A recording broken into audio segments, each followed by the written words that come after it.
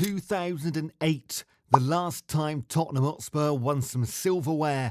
A long wait for the fans of one of England's biggest clubs. We've all seen how this movie ends before, but is there something different about this season? If they pull it off, they could be a real force this season with the potential to challenge City and Arsenal for the Premier League. They may even mount a challenge in the newly restructured Europa League, and let's not forget about the domestic cups. First of all though, Tottenham are an incredible sight to watch since their coach Ange Postecoglou joined in the 23-24 season. They play an ultra-attacking system that has some similarities to how Pep Guardiola's Man City play, and they only just missed out on a Champions League spot last season. Encouraged by the team's performance, Tottenham have gone on to boost their chances of winning the league by signing exciting players. They've signed Archie Gray from Leeds, Wilson Odobert from Burnley, and Dominic Solanke from Bournemouth, amongst others. But it's not just the signing that makes this team different right now. Let's dive deep into the club and discover why the Premier League should fear Tottenham Hotspur this season.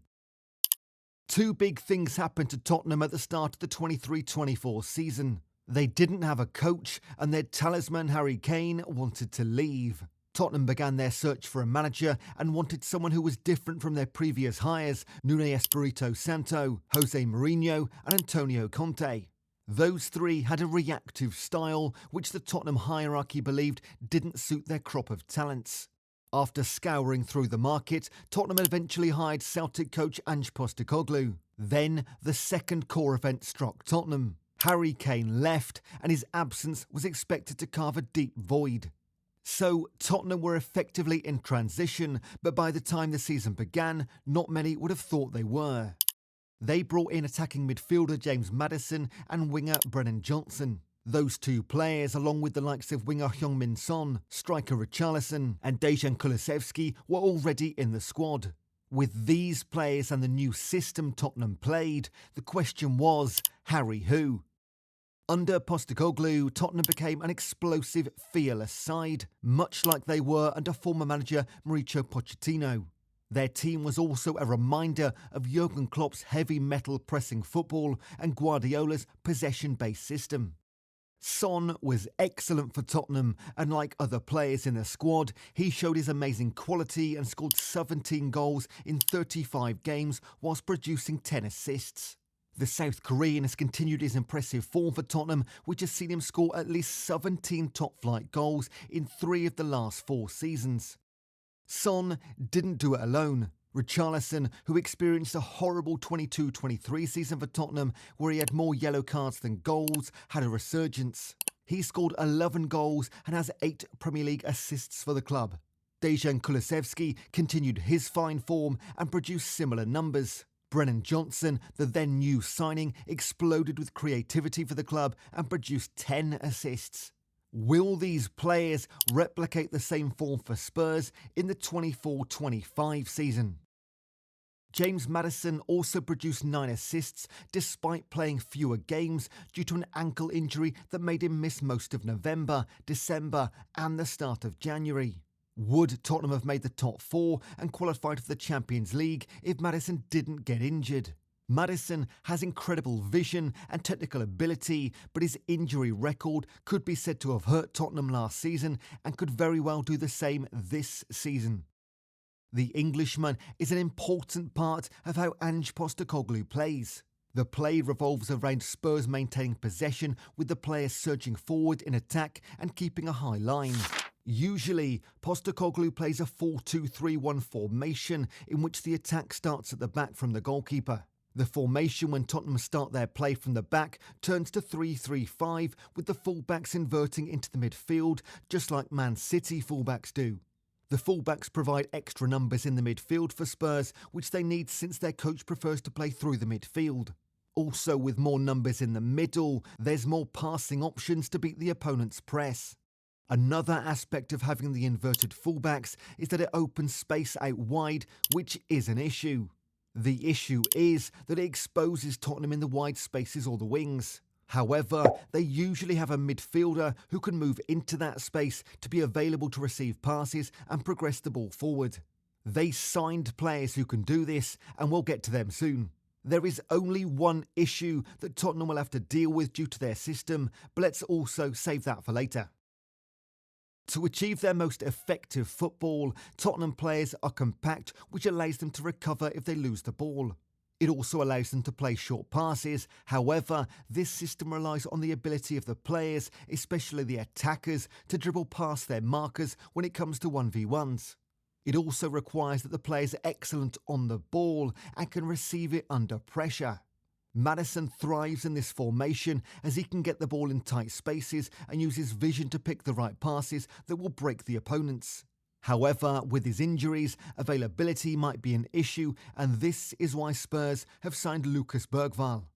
To be clear, Bergwall isn't yet on Maddison's level, but he's going to be an excellent deputy for the Englishman.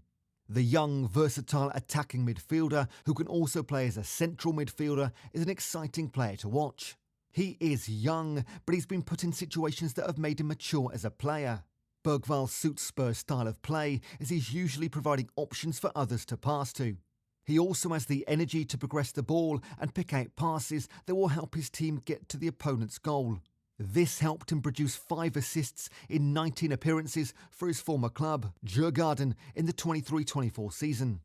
The midfielder also makes sure he stays around the opponent's box to provide an additional option for passes into the box where he could decide to shoot. Bergwall isn't bad at shooting, and he scored 6 goals last season. The player is hard-working and is very good at making defensive runs to plug spaces opponents could exploit. Archie Gray, another Tottenham signing, is great at covering spaces as he's also incredibly athletic. Still, Gray is much more than just an energetic midfielder. He's a brilliant carrier of the ball, and according to Opta, he made 11 ball carries per 90 minutes in the 23-24 season. Remember how Tottenham's system has attackers facing off against opponents in 1v1 situations? That system suits Gray, who is a skilled dribbler. The midfielder showed his dribbling in all its glory against Chelsea in the FA Cup match in February. He completed 6 dribbles in that match and ended up having better stats than most of the Tottenham midfielders before he joined. Gray also showed another side of his game in that match, his tackling. The midfielder is secure on the ball and isn't afraid to receive in tight spaces, ideal for what Ange wants from his midfielders. Gray is also versatile. Tottenham believe he is the cure to the problem they had last season and have also shown signs of it this season. If they can solve this problem, City should beware. So, due to their style, Spurs do have weaknesses. They're prone to counter-attacks. At times, opponents easily play through the middle against them.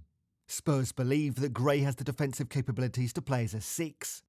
The versatile midfielder played right-back for Leeds United when he was with them as cover for their injured right-back. So Spurs believe he has what it takes to hold the midfield down for them as they see him as an all-action midfielder.